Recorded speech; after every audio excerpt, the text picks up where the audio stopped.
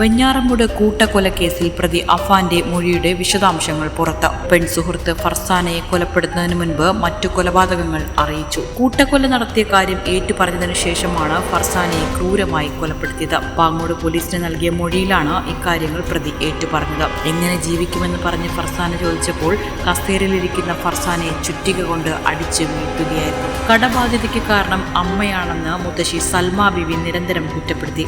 ഇത് സൽമാ ബീവിയോടുള്ള വൈരാഗ്യത്തിന് കാരണമായി. അതേസമയം കൂട്ട ആത്മഹത്യയ്ക്ക് അമ്മ ഷെമി ശ്രമിച്ചിരുന്നതായും ഉമ്മയ്ക്ക് അതിനുള്ള ധൈര്യമില്ലായിരുന്നുവെന്നും അഫാൻ മൊഴി നൽകി.